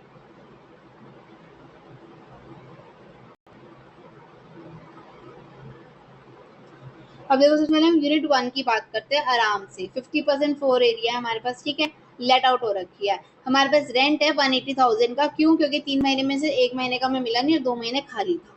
ओके जी, हमारे पास एक्चुअल रेंट आ गया। फॉर्मूला क्या होता है ग्रॉस एनुअल वैल्यू का? सबसे पहले हमें क्या देखना था, म्युनिसिपल वैल्यू और फेयर वैल्यू। म्युनिसिपल वैल्यू और स्टैंडर्ड रेंट देखना होता है, उन दोनों में से जो हाईयर होता है। उसके बाद हम क्या देखते हैं, लोअर देखते हैं किसका, फेयर वैल्यू और स्टैंडर्ड रेंट का। उसके बाद हम क्या करते हैं, जो हमारे पास आता है एक्सपेक्टेड रेंट उसको और एक्चुअल रेंट, उनमें से दोनों में से हाईयर लेते हैं। तो पहले क्या देखते हैं हम, हाईयर देखते हैं, फिर लोअर देखते हैं, फिर हाईयर देखते हैं, ऐसे करते हैं। ठीक है, तो देखो सबसे पहले इनकम फ्रॉम हाउस प्रॉपर्टी। ठीक है, यूनिट 1 50% लेट आउट प्रॉपर्टी और रखी है। एक्सपेक्टेड रेंट कैसे निकला, higher of municipal value and fair rent और restricted to standard rent, that is 50% of 139। और ये कितना है 149। तो 139 और 144 में से हाइयर कौन सा होगा, 144। ठीक है, लेकिन ये रेस्ट्रिक्ट होना चाहिए 139 से, मतलब इन दोनों का जो हाइयर है फिर उसमें से लोअर लेते। देखो बेटा कंफ्यूजन, सुनो मेरी बात। हमने सबसे पहले लेनी है म्युनिसिपल वैल्यू और फेयर रेंट। ठीक है, फिर उसके बाद इन दोनों में से जो भी क्या आएगा ज्यादा, इन दोनों का हाइयर, तो हाइयर ऑफ अबव और स्टैंडर्ड रेंट, इन दोनों का क्या लेंगे, लोअर। ठीक है, अब जो ऊपर आएगा इसको बोलते हैं एक्सपेक्टेड रेंट। जो भी लोअर आएगा अबव का उसको कहते हैं एक्सपेक्टेड रेंट। उसको और एक्चुअल रेंट को कंपेयर करोगे और इन दोनों का हाइयर देखोगे, तो हाइयर लोअर हाइयर, जिसमें म्युनिसिपल वैल्यू में कितनी दे रखी है देखो 144। फेयर वैल्यू कितनी है 2.98 और ये कितना स्टैंडर्ड रेंट 1.39। तो सबसे पहले इन दोनों का हाइयर क्या है 2.98। 2.98 और 1.39 में से शॉर्टर कौन सा 1.39। 1.39 और 180 का हाइयर कौन सा है 180,000। हमारा 180,000 हो जाएगा ग्रॉस एनुअल वैल्यू। ठीक है, हमारे पास आ गई 180,000। उसके बाद म्युनिसिपल टैक्सेस दिए गए थे 30,000 के। 50% कर दोगे हमारा 15,000 ये लेस हो गया। ठीक है, म्युनिसिपल वैल्यू डन। फिर म्युनिसिपल वैल्यूएशन हो गई, फेयर रेंट हो गया, स्टैंडर्ड रेंट हो गया, म्युनिसिपल टैक्सेस हो गए। ठीक है, ग्रॉस एनुअल वैल्यू आ गई, नेट एनुअल वैल्यू होगी। अब क्या हमें रिपेयर से लेने देना है, नहीं, क्यों? क्योंकि हमें 30% का डिडक्शन मिलता तो है, हम 30% का डिडक्शन ले लेंगे। ले लिया हमने डिडक्शन 24A में। अब नाउ इंटरेस्ट ऑन लोन आता है 24B में। Interest on capital borrow for the construction of property 90,000 का। 90,000 का 50% कर देंगे इंटरेस्ट, 45,000 क्लेम कर लेंगे। ठीक है, तो हमारे पास 7,500 आ जाएगा यूनिट 1 का। नाउ यूनिट 3 की बात करते हैं। यूनिट 3 में क्या बोला था, unit 3 is for self occupied. Self occupied है वो, सेल्फ ऑक्यूपाइड है और हमने किस में कर रहे हैं, हम ये डिफॉल्ट में कर रहे हैं, है ना। डिफॉल्ट में कर रहे हैं, डिफॉल्ट में कर रहे थे उसका कुछ भी हो सकता है, नहीं हो सकता है कुछ भी, क्योंकि हम 1 पे बेसिंग दे रहे तो उसका नील बट्टा सन्नाटा हो जाएगा, उसका खाली जाएगा यूनिट 3 सॉरी। ठीक है, कुछ नहीं हो सकता है इसका। नाउ यूनिट 2 की बात करते हैं, बिजनेस इनकम। ठीक है, जिसके अंदर एक्सपेंडिचर हमने नहीं कुछ किया है। सबसे पहले बिजनेस इनकम में हमने देखना है कि म्यूनिसिपल टैक्सेस 30,000 के 30,000 का 25% करो, वो लेस होगा। रिपेयर्स के 7,000 है, इसका 25% लेस करो, वो लेस होगा, अलाउड होगा क्योंकि। उसके बाद इंटरेस्ट ऑन लोन 90,000 का 25%, वो लेस होगा। तो तीनों को 50% को लेस करते देखो ग्रोस बिजनेस इनकम। हमें एक सेकेंड, चलो म्यूनिसिपल टैक्सेस 25, रिपेयर और इंटरेस्ट आ गया। अब देखो उसने एक बात बोली थी कि हमारे पास इनकम फ्रॉम बिजनेस है 240,000, ठीक है 240,000 है 240,000। चलिए अब आगे और की चीज है, ग्राउंड रेंट 6,000 का, ग्राउंड रेंट 6,000 का दे रखा है, इसका भी 25%, लेकिन ये क्या होगा, लेस होगा, ऐड होगा, ये ऐड होगा कि लेस होगा, ये हमारा लेस होगा। हमें रेंट ये मिल नहीं रहा है, ये हमने देना पड़ रहा है ग्राउंड रेंट, ठीक है, जो जमीन का रेंट है ग्राउंड रेंट हमें देना पड़ रहा है, तो ग्राउंड रेंट 6,000 का 25% माइनस हो जाएगा, ठीक है। और फिर और क्या है, फायर इंश्योरेंस प्रीमियम पेड 60,000 का 25% भी लेस हो जाएगा। तो आपके पास बिजनेस की इनकम आ जाएगी 191,750, इसमें और कुछ भी नहीं है, सिंपल सी बात, ठीक है। तो आपका आ जाएगा 260 to 250। आप इसमें अल्टरनेटिवली एक और चीज क्या कर सकते थे, यूनिट 1 की बात कर रही हूँ, if as per the income tax return unrealised rent is deducted from GAV, अब जीएवी में से भी लेस कर सकते थे, ठीक है। तो फिर जीएवी जो आपकी 2 लाख हो जाती, being higher of unexpected rent of 139,000, ठीक है, और एक्चुअल रेंट 2 लाख था, तो उन्होंने में से हायर किया था 2 लाख, 2 लाख आ जाता, 180 नहीं आता, 2 लाख होता। तो अनरियलाइज्ड रेंट आपका कितना 20,000 था, तो और म्यूनिसिपल टैक्सेस कितने थे 15,000 थे, वो डिडक्ट हो जाते जीएबी में से, तो GAB of 2 lakh to arrive at NAB 165,000, तब भी वही होता सेम, लेकिन बस वही है, प्रेजेंटेशन की बात हो जाती है, ठीक है। नोट लिखोगे तो बहुत अच्छी बात है, ये ऐसे भी लिख कर सकते थे हम, deducting self occupied property 2500 for unit this, interest on self occupied 100% disallowed होता है for getting to deduct business portion, municipal taxes, repairs, insurance, PGBP खाली पीजीबीपी में होंगे, ठीक है। और 25-25% मतलब जो उसका एरिया वही करना, पोर्शन है वही करना, ये नहीं कि 100% कर दियो। Now 3B, Mr. Suhana Builder entered into an agreement 1/4/2025 को कैपिटल गेन का क्या consequences, टैक्स consequences बताने सोहन और अमन के उसमें, ठीक है ठीक है ठीक है, okay. Aman to transfer 4th floor of tower A of a new project for 1.5 crore, he received 25 lakh as advance in cash 1/4/2025 को, obviously 2014 के बाद है। Stamp duty value of such floor on that date was 1.7, sales deed was executed and registered for the agreed constitution, stamp duty value on that date was 1.75। अब आपको बताना है, सबसे पहले सोहम की बात करते हैं, ठीक है, सोहम की बात करते हैं। यहाँ पर जो हमें कंसिडरेशन मिल रहा है, कितना मिल रहा है, 25 लाख एडवांस में मिल रहा है, लेकिन मतलब वैसे देखो 1.5 लाख, 1.5 लाख में से 1.5 करोड़ का, ठीक है। और जो स्टैम्प ड्यूटी वैल्यू है वो कितनी है 1.70,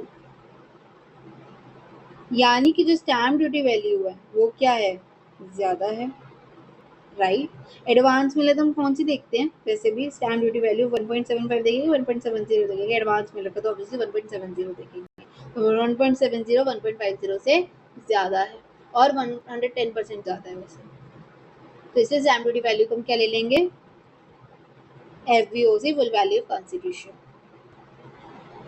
जहाँ पे डेट ऑफ एग्रीमेंट डिफरेंट होता है उससे तो वो तो हमें पता ही है फिर किसको लिखते हैं हम, क्योंकि हमें एडवांस में मिल रखा है, फिर तो हमारी फुल वैल्यू कंसिडरेशन क्या आ जाएगी,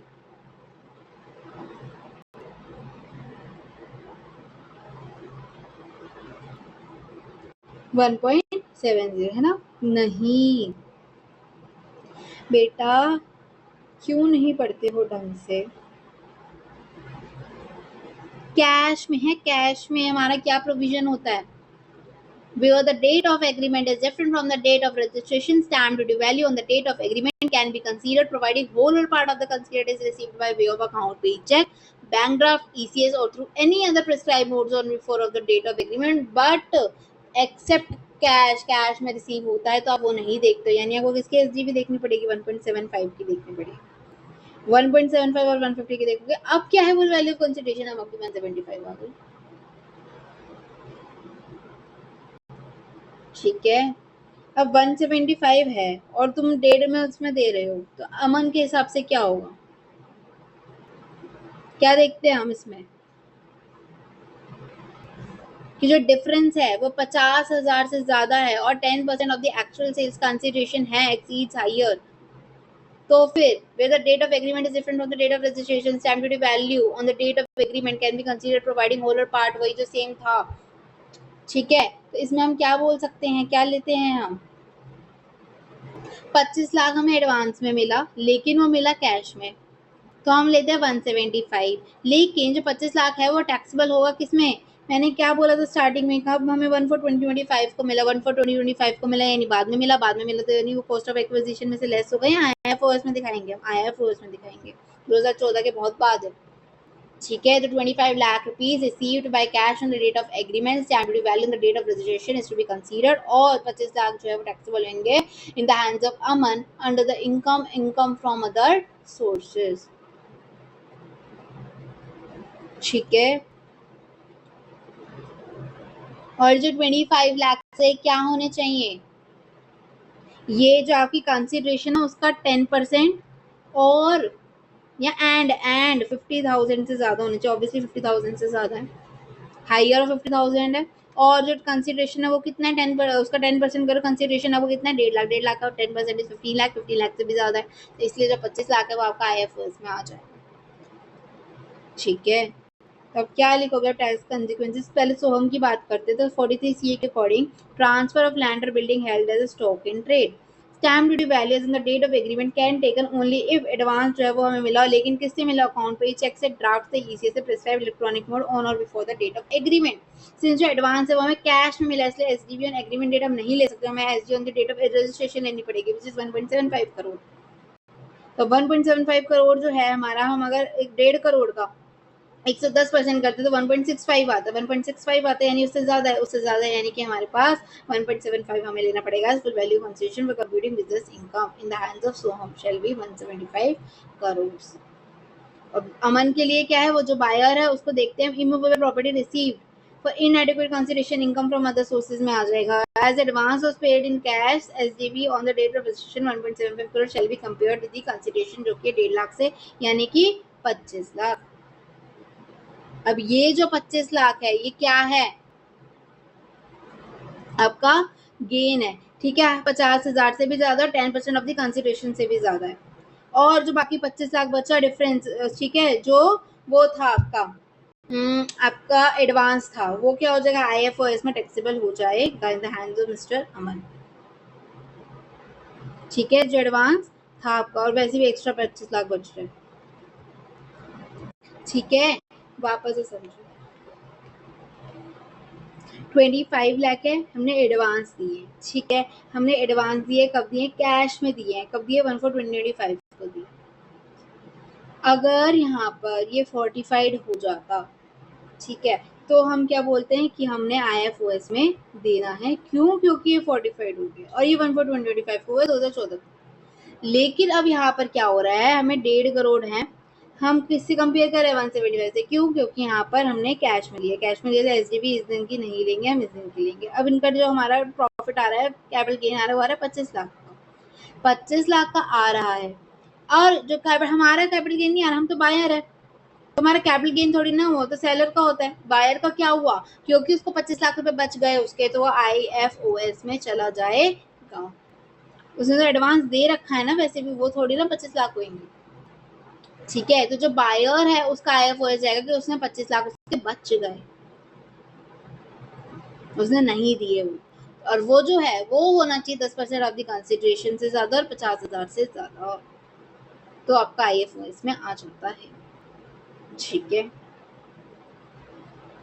now question number 4 A,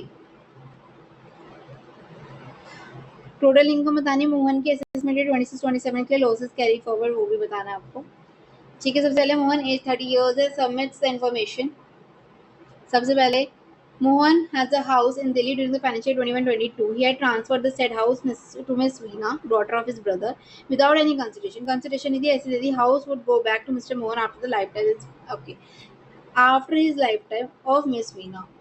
The transfer was made with the condition कि 15% ऑफ द रेंटल इनकम जो है वो जाएगी मिस्टर मोहन मिसेस मोहन को, उसकी वाइफ हो जाएगी. Rent received by miss Veena during the previous year from such house property 650. हमें किसकी कंपटीशन करनी है? हमें मोहन की करनी है. ठीक है, अब जो मोहन है उनके पास एक घर है दिल्ली में, उसने वो वीना को दे दिया है. ठीक है, वीना कौन है? उसकी डॉटर ऑफ हिज ब्रदर, उसके भाई की बेटी है. ठीक है, अपनी उसने भतीजी को दे दिया है. भतीजी को दे दिया without any consideration. House would go back to Mr Mohan, और मिस्टर मोहन को दे देंगे जब वीना का लाइफ टाइम खत्म हो जाएगा, मतलब उनकी डेथ के बाद वो वापस चला जाएगा मोहन के पास. और उसने कंडीशन रखी थी कि भाई 15% जो है ना, तू मेरी बीवी को दे दी, अपनी चाची को या ताई को, जो भी है उसको दे दी. Rent received by missus Veena during the year. अब उसने वो लगा दिया होगा हाउस प्रॉपर्टी रेंट पे, लेट आउट पे लगा दिया होगा, तो उसको 6.5 लाख रुपए मिले. अब यहाँ पर देखो, क्योंकि मोहन रिसीव डायरेक्ट और indirect benefit from income arising to his brother's daughter, क्योंकि मिसेस वीना को जो है क्या मिल रही है? कंसिडरेशन मिल रही है 15% की, है ना. तो उसकी वजह से क्या होगा? यहाँ पर 62 लग जाएगा. Even the transfer may not be revocable during the life time, चाहे वो रिवोकेबल हो या ना हो. तो ग्रोस एनुअल वैल्यू जो 6.5 लाख रुपीज है, आगे 650 लाख है, वो किसके अंडर टैक्सेबल होगा? मोहन के. म्यूनिसिपल टैक्सेस है नहीं है, तो नेट एनुअल वैल्यू कितनी आ जाएगी? 650 आ जाएगी. उसमें 30% का डिडक्शन क्लेम कर लोगे. ठीक है, 24A में. तो आपका इनकम फ्रॉम हाउस प्रॉपर्टी आ जाएगी 650 माइनस 30%, विच इज 455,000. ठीक है, नया मिस, चलो एक बार देख लेते हैं इसको. Income from house property, house in Delhi, direct and indirect benefit retained by 15% condition to wife as per proviso section 62(1). Income जो है फुली क्लब्ड हो जाएगी मोहन में 650 की. स्टैंडर्ड डिडक्शन मिल जाएगी 30% के, 455,000 इसमें टैक्सेबल हो गया मोहन के अंडर पे. सेकंड है, mister and Mrs Mohan forms a partnership firm with equal share in profit. Equal share है. Mister Mohan transferred of FD of 50 lakh to such firm. अब उस फर्म को कितने दे रहा है? वो 50 लाख रुपीज दे रहा है. Transferred FD. Firm had no income or no expense other than the interest 6 lakh का received from such FD. उस FD से जो 6 लाख रुपीज आए हैं वो उसके आए हैं. Firm distribute the entire surplus to Mr. and Mrs. Moore at the end of the year. PGBP की इनकम है. Share of profit from firm है. ठीक है, जो हमें क्या मिल रहा है? Firm distributed the entire surplus to Mr and Mrs Mohan at the end, यानी कि उसको कोई खर्चा नहीं हुआ, यानी खाली प्रॉफिट प्रॉफिट और शेयर ऑफ प्रॉफिट बेच रही है. शेयर ऑफ प्रॉफिट बेचना वो एग्जेम्प्ट नहीं होता क्या? बताया था अभी ऊपर वाले क्वेश्चन में भी, क्योंकि वो ऑलरेडी टैक्सेबल होता है फर्म के हाथ में. अब जो एग्जेम्प्ट है ऑलरेडी, उसको आप क्लब कैसे कर सकते हो? राइट, तो ये टैक्सेबल नहीं होगा. याद रखना बात, बहुत इंपॉर्टेंट है. अच्छा क्वेश्चन. ठीक है, क्या कि ये वाला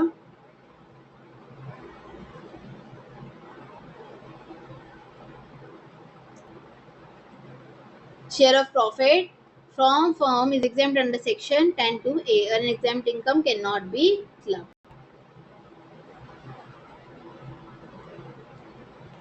देखो, share of profit exempt under section 10(2)(a). उसके बाद mister Mohan holds a preference shares in messrs X private limited. Instructed the company to pay dividends to miss Roshni, daughter of a servant. उसके सर्वेंट की बेटी को दे दे. The transfer is irrevocable for the life time of Roshni. Dividend received by miss Roshni during the previous year is 10 lakh. Gross में 10 लाख का dividend क्या होगा? Taxable in the hands of mister Mohan as पर सेक्शन 60, क्योंकि transferred the income that is your dividend without transferring the asset, that is preference share. तो IFRS में dividend आपका 10 लाख का टैक्सेबल हो जाएगा. बेसिक ग्रोस में दे रखा, तो अच्छी बात है. डिविडेंड और प्रेफरेंस शेयर्स टैक्सेबल 10 लाख. ठीक है, उसके बाद मिस्टर मोहन होल्ड्स, ये भी हो गया. उसके बाद mister Mohan has a short term capital loss है 16,000 from the sale of property and long term capital gain है 15,000. तो 1,000 आपको कैरी फॉरवर्ड हो जाएगा, है ना, क्योंकि 16,000 का क्या है? लॉस है, और 15,000 का कैपिटल गेन होता है. Short term capital loss can be set off against both short term capital gain भी और लॉन्ग टर्म कैपिटल गेन भी. तो जो शॉर्ट टर्म आपका कैपिटल लॉस है कितने का? 16,000 का, सेट ऑफ हो जाएगा लॉन्ग टर्म कैपिटल गेन 15,000 से. ठीक है, देखो लॉन्ग टर्म कैपिटल गेन 15,000 का, 16,000 का ये रिस्ट्रिक्टेड एलटीसीजी, तो 15,000 नील, 1,000 सेट ऑफ हो जाएगा। Then other income, interest from saving bank account 2 lakh का कहाँ जाएगा, आईएफओएस में। Cash gift 75,000 receive from daughter of his sister on his birthday, बेटा 50,000 से ज्यादा है ऑब्वियसली, और नॉन रिलेटिव से है तो इसलिए क्या हो जाएगा, टैक्सेबल हो जाएगा। Income from betting 34,000 obviously taxable. Income from card game 46,000 taxable IFOS में, ठीक है। उसके बाद loss and maintenance of race horses, race horses का रेस होर्सेस से ही हो सकता है, ठीक है, तो इसलिए ये कैरी फॉरवर्ड हो जाएगा 14,600। तो यानी कि ये सारे जाएंगे आईएफओएस में।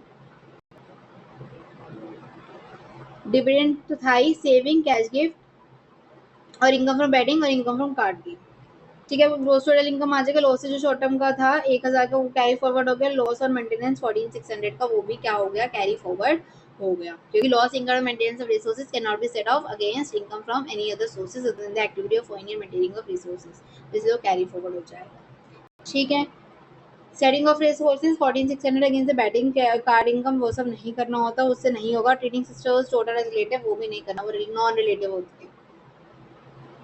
4B फर्स्ट अल्टरनेटिव, देखो mister Prince a senior citizen has reported total income 2,10,000, ठीक है, 2,10,000 है। ये क्लेम्ड एग्जेम्पशन 50,000 की 54 EC में। Long term capital gain on sale of house property deduction under chapter 6 से अमाउंटिंग 1.5 लाख का। प्रीवियस 25-26 में क्या उनको रिटर्न भरने की जरूरत है, इफ सो वाई, और अगर है तो क्यों। देखो एक प्रोविजन है 139(1) में कि कोई भी person being an individual whose total income without giving effect to the provisions of section 54 EC और chapter 6A exceed basic exemption limit, उसको कंपल्सरीली फर्निश करनी पड़ती है रिटर्न। यानी कि अगर उसकी इनकम, ठीक है, आपकी इनकम निकल गई, नेट टोटल इनकम यानी डिडक्शन के बाद, उसके बाद आपको ना उसके अंदर ऐड करनी होती है चैप्टर 6A की डिडक्शन सारी, वापस से ऐड बैक करो। और 54 EC में अगर आपने कोई भी डिडक्शन क्लेम करी थी उसको भी ऐड बैक करो। अगर जो आपको फिर टोटल इनकम जो आई ऐड बैक करने के बाद वो एग्जेम्पशन लिमिट से ज्यादा है तो आपको क्या करना पड़ेगा, आपको जो है रिटर्न भरनी पड़ेगी। चलो देखते हैं, इसने बोला कि टोटल इनकम है 210, एग्जेम्पशन लिया था 50,000 का 54 EC में, यानी 210 में हम 50 भरेंगे 260, और long term capital gain 6A 1.5 lakh का यानी 2 लाख और भर देंगे इसके अंदर, यानी 4,10,000 हो गया, 4,10,000 हो गया। अब क्या है, क्या ये बेसिक एग्जामिशन लिमिट से ज्यादा है, इज इट, कितने इयर्स के हैं वो, सीनियर सिटीजन है, सुपर सीनियर नहीं है, यानी कि वो 3.5 लाख का जो था वो लेंगे। वो लिया हमने 410 है तो ऑब्वियसली वो बेसिक एग्जामिशन लिमिट से ज्यादा है, तो इसलिए उनको फाइल रिटर्न भरनी पड़ेगी, रिटर्न फाइल करनी पड़ेगी। Every individual whose total income before giving effect to applicant exemption 54 54D EC at extra and chapter 6 से डिडक्शंस एक्सीड बेसिक लिमिट, इसलिए कंपल्सरी उनको रिक्वायर होता है फाइल करने का रिटर्न को। टोटल इनकम 210 थी, 50 और 1.5 लाख किया, 410 आ गया, 410 जो है वो 3 लाख सॉरी 3.5 लाख से ज्यादा है, तो इसलिए जो है कंपल्सरी लायबल हो जाएंगे वो भरने के लिए, ठीक है। Looking only at the reported income 210 which is below basic exemption 3 lakh, तो फिर आप ऐसे नहीं कर सकते कि आप तो उनको भरने की जरूरत नहीं है। 4B का alternative 2, examine with the reasons whether the following statement जो true है false है। The assessing officer has power inter alia to allot PAN to any person by whom no tax is payable।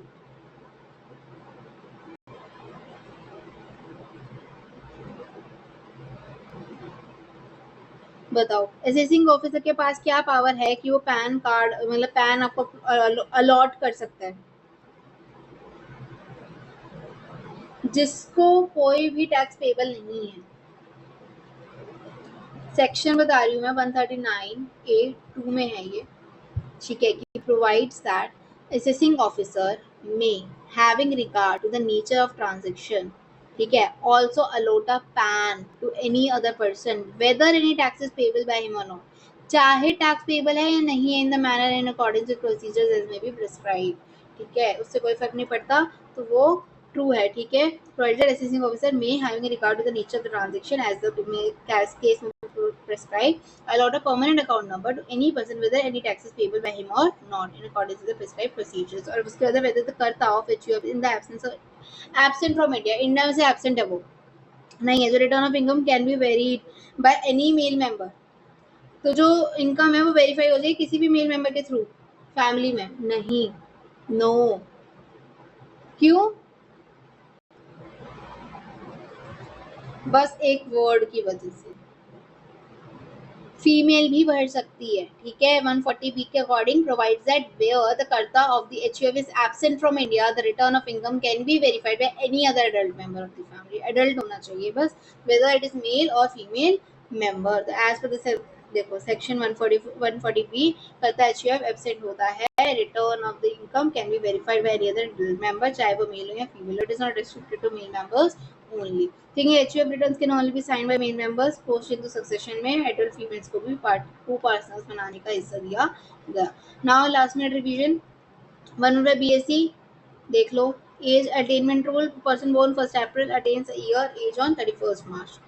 50C safe harbour rule पता ही है, 110% वाला, advance money 1/4/2014 से पहले अगर दिया गया तो रिड्यूस करोगे, नहीं तो IFRS में दिखाओगे। 194N कैश विड्रॉल का होता है, 1 करोड़ से ज्यादा 2% लगता है, ठीक है। नॉन फाइलर्स थ्रेशोल्ड के 20 लाख, अगर नॉन फाइलर्स है तो 20 लाख देखोगे। 194 IA है तो 1% कंसिडरेशन स्टैम्प ड्यूटी वैल्यू की इज हायर और limit 50 lakh. 194M personal contract professional TDS 2% का, ठीक है। उसके बाद belated return loss restrictions, business loss, capital loss, resources can not be carry forward if return filed after due date. Relative की definition आपको पता ही है, नीस नेफ्यू वगैरह इसमें नहीं आते हैं, और गिफ्ट अगर वो दे रहे हैं 50 से ज़्यादा तो फुली टैक्सेबल होगा। और HUF रिटर्न वेरिफिकेशन तो आपको पता ही है, कोई भी मेंबर दे सकता है, ठीक है।